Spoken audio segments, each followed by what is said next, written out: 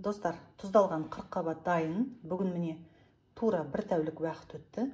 Қазір дәмін татып көремін.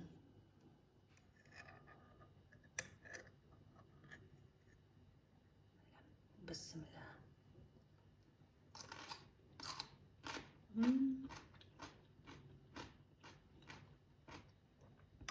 Өте дәмді.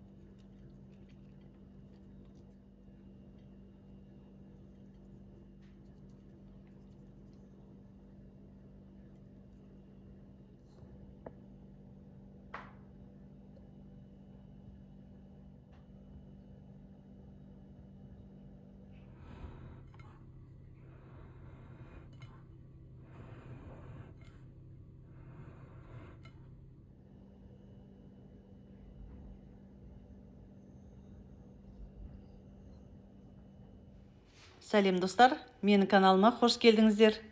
Қазір 40 қабатты тұздайтын мезгілі жүріп жатыр. Енді біз оны капуста деп айтып үйреніп қалдық. Сондықтан арасында қосылып кетіп жатса, айып етпеңіздер. Ең алдымен 40 қабатты турап аламын. Ыңғайлы болу үшін түбін алып тастаймын.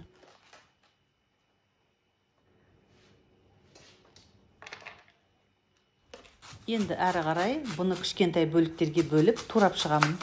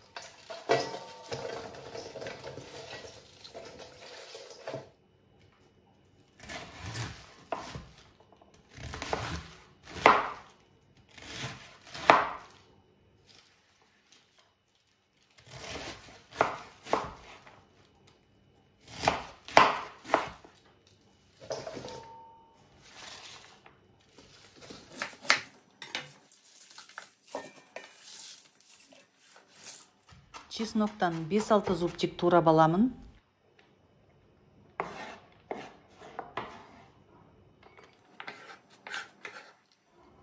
Келесі кезекте сәбіз.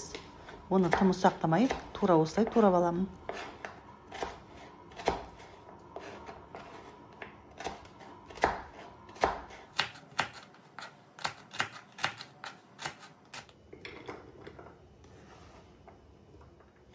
Қызылшаны да ұсақтау етіп турап аламын.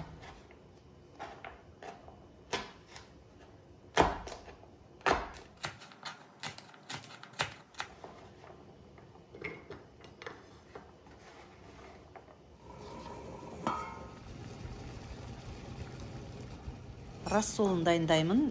Бұл жерде 3 литр су, оның үстіне 100 мл сұйық май, 100 мл 9% уксус, 4,5 ас қасық тұз және 3 қасық қант саламын. 2 лавр жапырағын. Осының бәрін 5 минут қайнатып аламын. Енді осы 2 литрлік банканың ішіне турап алған жаңағы өнімдерімнің бәрін кезек-кезек дәмдеуіштермен араластырып отырып салып шығамын. Бұл жерде дәмдеуіштердің арасында қызыл ащы бұрыштың болғаны міндетті, себебі ол 40 қабатқа ерекше ащы дәм беріп тұрады. Достар, каналымның өсіп өркендеуі сіздерге байланысты. Сондықтан ат салысып, белсенді болыңыздар. Видео ұнап жатса лайк басып, комментарий жазуды да ұмытпаңыздар. Жаңадан қосылған жан болсаңыз, каналыма міндетті түрде тіркеліп алыңыз. Видеоға қатысты сұрақтарыңыз туындап жатса, оны да қоя салыңыз. Ал енді айта кетейін, осындай әдіспен дайындалған қырыққабат кез келген басқа тағаммен үйлесім тауып, тәбетіңізді ашатын болады. Және тұздалу уақыты да өте қысқа. Келесі күні бір тәуліктен кейін пайдалана бересіз. Туралған өнім молынан сыю үшін осылай тығыздап басып отырып саламыз.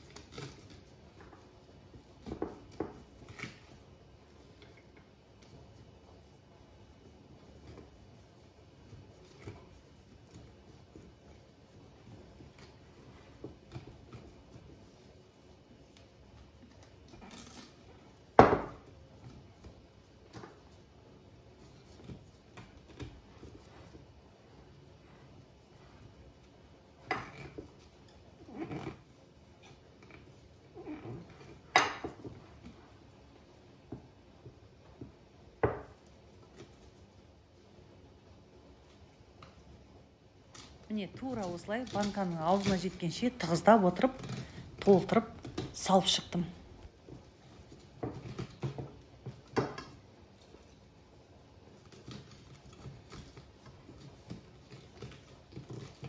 Мінекей, банка толып, дайын болды. Рассолды ыстықтай банкалардың ішіне құйып шығамын.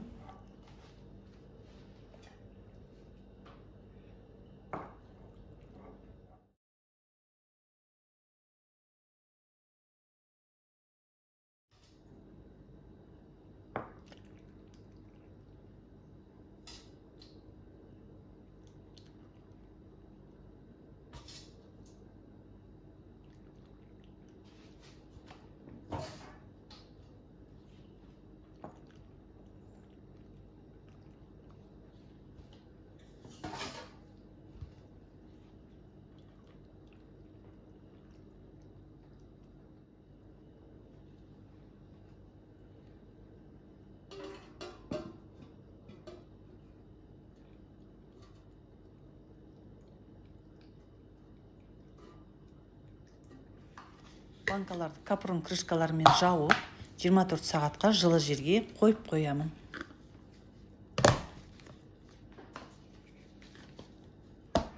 Қазір міне осындай, бір тәуліктен кейін түсі де, дәмі де өзгеріп шыға келеді. Жалпы қырыққабат тұздаудың әдістері өте көп. Бұл әдістің маған ұнайтыны және ерекшелігі, жаңа көргендеріңіздей, рассол ыстықтай құйылатындықтан оның тұздалу уақыты қысқарады. Және ұзақ сақтағанға да өте ыңғайлы. Тұздалуы да жеңіл, әрі уақытыңызды көп алмайды.